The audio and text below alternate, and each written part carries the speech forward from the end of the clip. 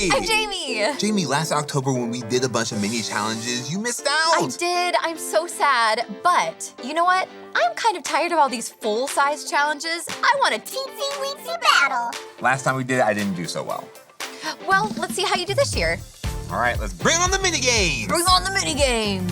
Ready, Jamie? I think so. Coin grab on 3. 1, 2, 3, go! Coin grab! Oh my Yes! God! 1 point, Ricky. Yes! Let's go! No! Grab that coin! Yes! Yes! Grab it! Yes! No, stop it! 1 point, Jamie. No! No! Yes! Ricky wins. Goggles! And Bam! oh! Gosh, okay. Next up, we have tic-tac-pong. 3 in a row. Wins. Go! Ugh, Come on. Ah. I got one! Jamie takes the center cup. Okay! Ricky lands 1. Got the middle. Oh! Oh. What? Jamie No. filling up cups. No, Jamie! Oh my! No. No. Oh no! Hey. Oh, I got 2 in 1. Nope, doesn't count. That doesn't. Oh, are you serious? Oh! 3 in a row, Jamie. I did it! You guys never get pied. When I was in middle school, I loved playing video games. I would wake up in the morning and play until I went to school. I would get home from school and play until I went to bed. And I was pretty good. In fact, at one point in time, I was ranked in the top 500 people in the whole world in the specific game that I played. They were a priority for me, meaning they took a top spot in my life, and I ordered my life around playing video games. Do you have anything like that in your life? Maybe for you, it's video games like me, or maybe it's playing sports, or your friends, or getting good grades. You know, it's actually really important that we put God in that top spot, that we make God the priority of our life. Jesus actually spoke about this. He was talking to a crowd and he said, if any of you wants to be my follower, you must give up your own way. Take up your cross daily and follow me. For if you hold on to your life, you will lose it. But if you give up your life for my sake, you will save it. So Jesus, he's telling us to put him at the top spot. And he's not just some big bad boss saying you have to put me first. But what he's trying to tell us is that when we put God first, our life will be more full. It will be more fruitful. I learned this lesson because when I put video games first, it hurt my relationships. It hurt my relationship with my family. My grades began to suffer, and I had to reprioritize my life. When we seek God above everything else, he will give us what we need. He will bring us joy. He will bring us peace. And so today, what would it look like for you to put God at the top spot, making him a priority in your life? Love the Lord your God with all your heart, with all your soul, mind and strength. Give it all you got with all your heart, with all your soul, mind and strength. Give it to God, all that you got, all of your heart, all of your soul, all of your mind, all of your strength to find and grow your understanding. Jesus, I wanna give you all I got open-handed and follow all your commandments. Love the Lord your God with all your heart, with all your soul, mind and strength. Give it all you got with all your heart, with all your soul, mind and strength. Mash the pumpkins with the pumpkins in the box. Each one you get correct, you eat some pumpkin spice shrimp. And if you match all 5, you get a better prize. Ready to go? Ready! Go! Okay, I'm gonna go the Roy G. Biv route. So I'm going to start with, there's no red, so I'm going orange, and then I'm going yellow, and then blue, and then I'm going to consider this indigo, and then that violet. That is my choice. How many shrimp? 1 match, eat 1 Eat shrimp. that shrimp, Jamie, go. Okay. Next. What do I got? One match. Boom. Eat one shrimp. Okay. Do this, that, do that. 3 right. Eat 3 shrimp. Wow. Okay. 3. Just for process of elimination, I need to know which one's in the right place. 1 match now. Oh, great. Okay, good job, Ricky. Oh, that is Pumpkin spicy. perfect. 2 shrimp. Win the shrimp party. Shrimp party. Oh no, I think I need to put those back. Okay. What else you got? Okay, so I put those back, and then I think I'll switch those maybe? Okay, that's what I'll do. 2 are correct. Let's go. I got it. All right. This. Gonna cook, baby. 5 little matching pumpkins. Hey! And I win! This little dude! I'm gonna grow him more friends. Take a good hard look at yourself. It's time for the quiz thing. Hey, look at me! Here I am at the art museum. Here I am buying hermit crabs. Here I am inside of an active volcano. You can't really see what's going on because my big head is blocking what's really important. But if you can think of a better way to take pictures, I sure like to hear it. And don't come at me with selfie stick because that's garbage. Those things break on roller coasters. You know, we're not the only generation to become obsessed with our beautiful faces. In the mid-15th century, mirrors became cheaper and a trend started sweeping the early Renaissance art world. It was called the self-portrait. Move over, you big bowl of peaches. The painters are the stars of the paintings now. Which one of these famous artists was known for his numerous self-portraits? Was it A, Rembrandt, B, Vermeer, C, Da Vinci, or D, Orzo? If you said D, whoops, that's not a painter, that's a pasta. I bought an original Orzo from a 4-year-old, and it was just pasta on a piece of construction paper. It was glued, it was sticky. The next day I bought a macaroni, the same thing. It's A, Rembrandt. Over the span of 40 years, Rembrandt created nearly 100 self-portraits that provided a visual autobiography of him over the years. It also showed off his sweet beret. I should get a sweet beret.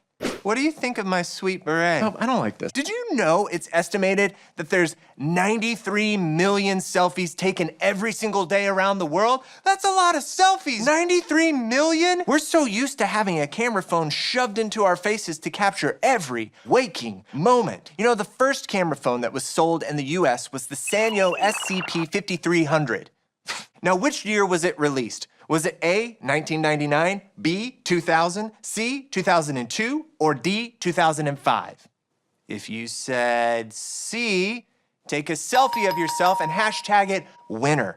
You're a smarty. And in 2002, they put a tiny little lens on this thing and they say, stop taking calls and start taking pictures. Just imagine how much this little gadget has changed our lives. We love to look at ourselves. We love self-portraits. We love to put the focus on us. And the world says that's where it should be. It should be on ourselves. Jesus asked his followers to do something different, something deeper. He asked us to center our lives on him. He doesn't want to just be on the edge of our decisions, in the peripheral, blocked out of the picture by our giant in-focus heads. It's a daily surrender to follow Jesus and to do what he asks us to do. Whatever life calls for, we stop looking inward for solutions and we look to him instead. It's a different way of living, and it's not what the world values. But if your life becomes just a little bit of Jesus, and then back to whatever is over here that matters to me, then you're not really following Jesus. I'm gonna say that one more time, not just for us, but also for me. When my life becomes just a little bit of Jesus, and then all of this over here, it's not really following Jesus. It should be all Jesus. We're focusing on ourselves when we live that way, and we're not focusing on Jesus. So let's really follow him. Let's turn the mirror around and make our portraits look like him. Let's take the focus off of ourselves and put it on him where it belongs. Give up your own way, take up your cross daily, and follow him. I'm the Quiz Man. Goodbye. Protect your egg and stay in the square. Last one standing wins. Let's go! All right. Oh, sure would be a shame.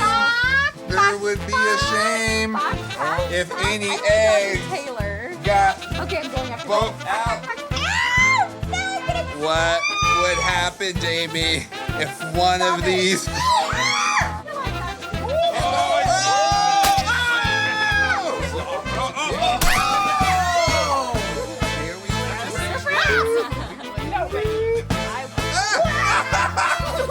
Ricky is out. Looks like no alliances has been made. Everyone's kind of. I think they both are in alliance against me. What? We are going to have a hop off. Okay, so we got to hop one at a time. Oh no, at the same time. 1, 2, 3, hop! Oh my gosh! Did you mean to do that? I thought when we both hopped that they would fall, so I was trying to throw my Right. egg higher so that yours would fall first. That totally makes sense. Hey, focus. I see you. We're talking about focusing, so you need to focus on focusing on the message about focusing. Yeah, so many focuses. You probably have something in your life that requires you to have a lot of focus. For example, for school, if you have a test coming up, you need to focus on studying the material in order to be successful for your test. And guess what? It is the exact same thing when you focus on your walk with Christ. You have to put God in the top spot in your life and focus all you say and do on following Jesus. Think about it like this. Let's take it back to the test that you're about to take for school. If you're not focusing on the material that you're learning, you're not going to be successful when you're taking your test. If you're not focusing on your walk with Christ and you go your own way, you're probably going to get lost. Let's take a look at what Jesus says. Luke chapter 9, verses 23 and 24 says this. Then he said to the crowd, "If any of you wants to be my follower, you must give up your own way, take up your cross daily, and follow me. If you try to hang on to your own life, you will lose it.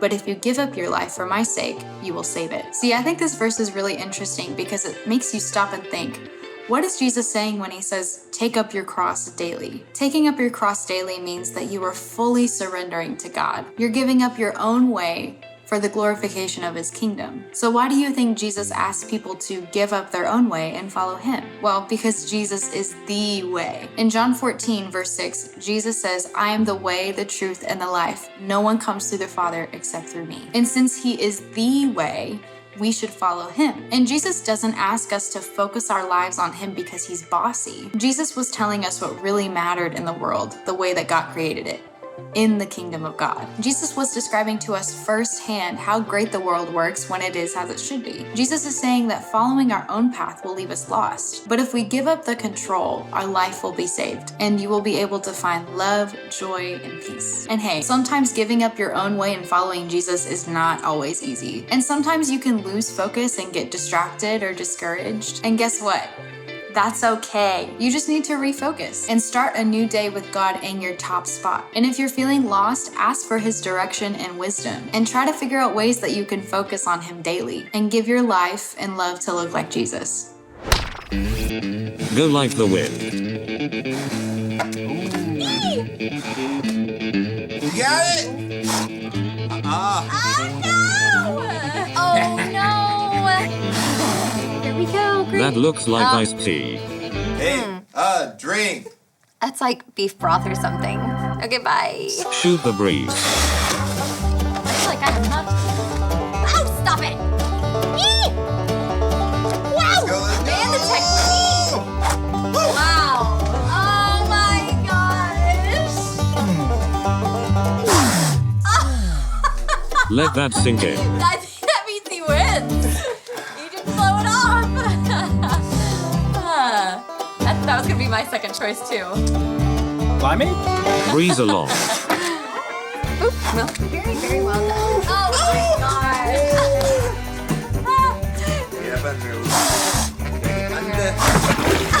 Go fish. How is this even possible? No. Limeade? That looks really thick. Buttermilk?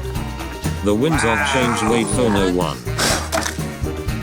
Ooh, got one!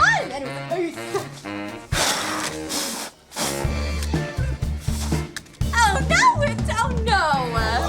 Hold up. I have a sinking feeling. You have very powerful breath. Sorry. Come on! That's not cool. Anchors away. Should I smell it first before I drink it, Loopsters? Come on, JB, go, And I'm getting go.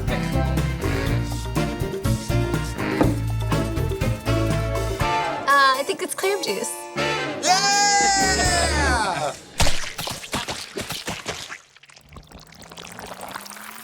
Following Jesus can be hard. But it's always worth it. Keep God in the top spot of your life. If you'd like to know why Jesus is worth following, we've got videos on our channel all about that. Check out our playlist. We also have challenges that you can see. Big and small. One last bonus battle. Yeah! 'Kay. First one to get the pumpkin in the bucket wins! Woo! Whoa, no! I technically won! Enjoy the ride! When things get hard, stick with God because He will never give up on you. Like the best example of this ever is the life of Jesus. Jesus was God showing everybody loud and clear that He will never give up on His people, that He will do anything to bring us back to Him. Jesus went through a lot of hard things. He struggled. He went through trials. He had to suffer to save us from our sins. And maybe for you, you're hearing this, and this idea of God loving you that much is new to you. But I hope it's not just new, I hope it's also good. That's why we call the message of Jesus good news. It's the gospel. It's the good news that God will do whatever it takes to bring us back to Him because He loves us that much. And all you have to do is just say yes to a relationship with Him, to choose to put your trust in Jesus. And maybe some of you are going to do that today, to choose to put Jesus first. If that is something that you want to do, then make sure you talk to somebody before you leave today so they can help you understand what it looks like to stick with God, even when things get hard. For all of us, life is hard, no question. We will go through hard things, but thankfully, when we go through those hard things with Jesus, He makes all of the hard things so much better than when we try to do it on our own.